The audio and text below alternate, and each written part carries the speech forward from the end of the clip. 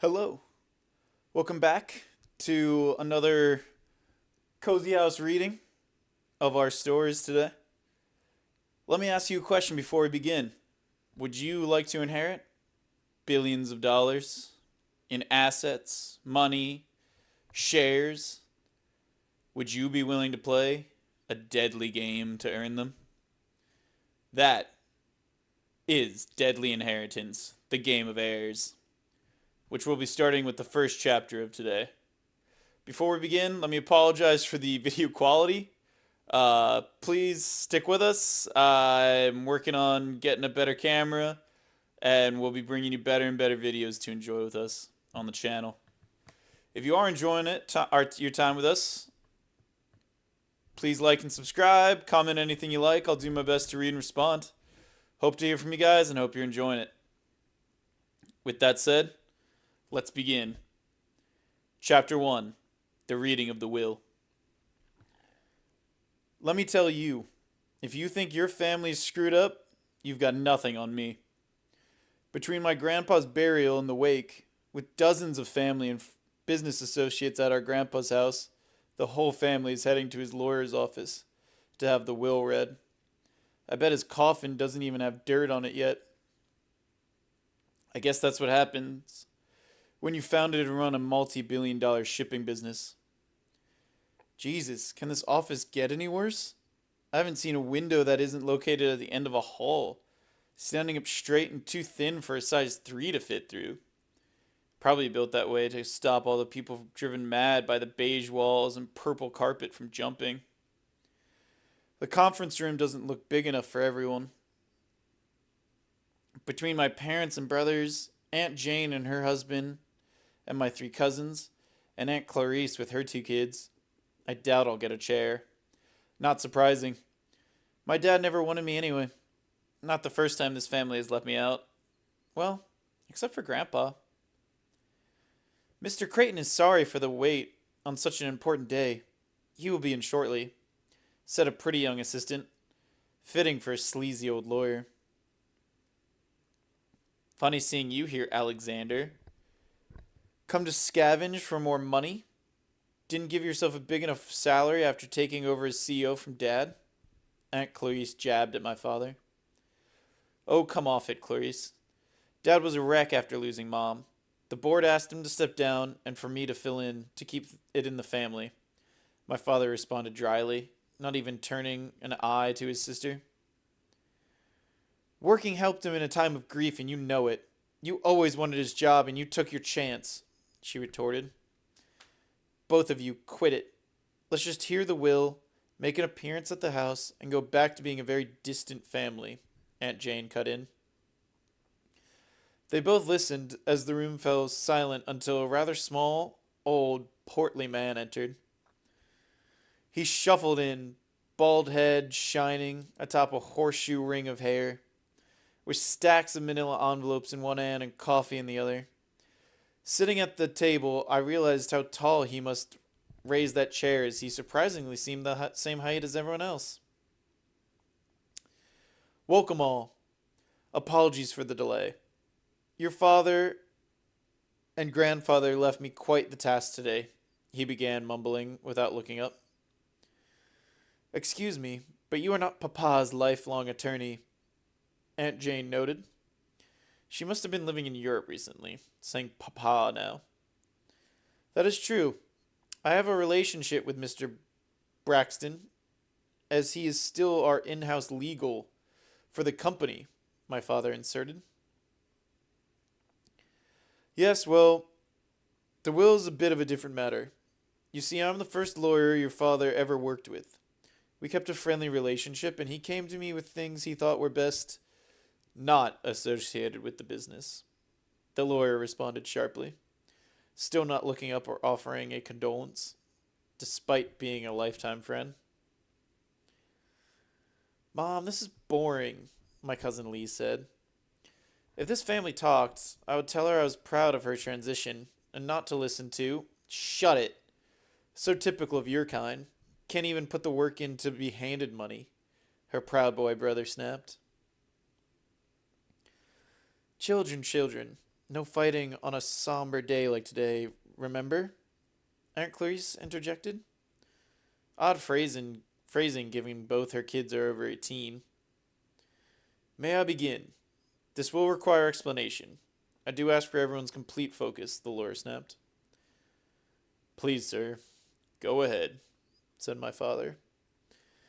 The inheritance left by Mr. Swifting has been broken down into 3 lump sums, to be awarded to 3 individuals who win a survival challenge game designed by Mr. Swifting, he began. Excuse me? What are you saying? The inheritance is not to be distributed evenly among my sisters and me? This cannot be legal, my father roared, standing up to make his way to the front of the room. How dare you? My papa was a captain of industry and a wonderful father. Do not insult his memory with this farce, Aunt Jane spat. Oh, I can't. I'm going to cry again, Aunt Clarice whined. My father nearly had Mr. Creighton's throat in his hand. He was attempting to read the paper currently in the man's hands, apparently one word at a time, the way his eyes darted back and forth between the paper and the lawyer. I will continue when you sit down. This is far from over, the old man spoke. Survival game? I questioned. Suddenly all eyes were on me. I've never been noticed by them all at once before. Quiet, Steph. This is a joke. Don't speak of it, growled my father. Yes, dear, listen to your father, said my mother, always too quick to brush me off. Please sit down, sir, said the lawyer. Just do what he says, brother. We can always go to litigation later. I want to get this over with, said Aunt Jane. My father sat back down. The mood had certainly shifted. I mean, my dad listened to someone for once. Who knows what else could happen today? As I was saying, the inheritance has been broken down as follows. The first prize is the majority shares in Swifting Inc. The second being all properties owned by your father, including the houses, the yacht, the plane, and the rental properties. Finally, the third prize is the full sum of Mr. Swifting's personal bank account and investment portfolio, including his NHL ownership. The total of each exceeds hundreds of millions in value, he explained. My lord, that's everything, my mother whispered. The shares of the company, I need those to maintain control, my father muttered to himself. The yacht and plane? That's how my family travels the world, said Aunt Jane. The survival game will work as follows. All those over the age of 16 in this family are automatically listed as competitors. The game will take place within the city limits of New York. Leaving those limits will forfeit your claim to any prize. The rules of the game are as follows. 1. A killer who is a member of or associated with the family has been appointed. 2. The killer will kill the active competitors at random until the game ends.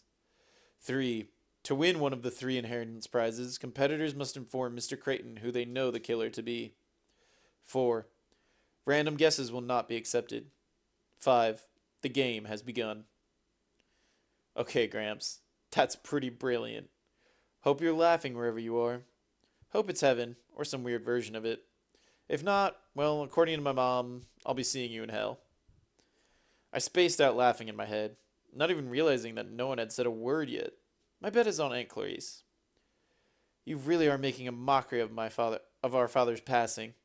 I am already brought to tears. I do not need your horrible attempts at humor, she said. I win. I guess I owe myself a soda. I don't have to sit here any longer. You'll be hearing from our real attorney.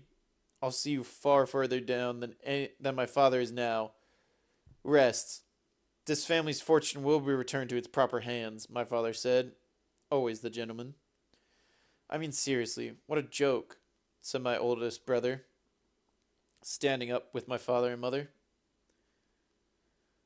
The despicable nature of such a man. You are a reprehensible scoundrel, said Aunt Jane, clearly losing her new accent. It wouldn't even work, you know. Look at the media coverage and the investigation into something as simple as Papa's heart attack. One member of this family is killed and the cops will turn the city over, she continued. Actually, your father took care of that. You are aware that Not only are the chief of police and mayor good friends of your father, but they have also benefited from his financial contributions. Well, it seems he paid both men a vast sum to allow this, Mr. Creighton said. Something verifiable. We can make a call, said my adopted brother. I'm happy for his way of thinking. His cold logic keeps him useful in Dad's eyes. Let me see the papers. I will verify my father's signature on these documents myself, said my father. He moved to the lawyer and peered over the papers. His eyes blazed as he flipped through them. It's his signature. His notes and writing, he said under his breath before straightening his tie and continuing. As I said, we'll settle this in court. You may try, but I assure you that this will not be possible based on who your father has paid off. Either way, the game has begun now, and I have another meeting to attend. You may use the room to discuss, but I will be on my way, the plump lawyer said as he hopped from his tall chair and made his way out to the door, leaving my very stunned family. After all that, not even a condolence? Questioned Aunt Clarice. Oh, I try not to repeat myself. I'll save the condolences for those who win the game. And with that, he was gone, beginning a game of death, money, and power. I hope you guys enjoyed this cozy reading session. We got the candles, we got the incense burning. It's a nice time. I have a great time writing these stories, reading them for you guys. I hope you enjoy. Hope you like and subscribe. Like I said, any comments, I'll try and respond. And I hope you guys have a great night. See ya.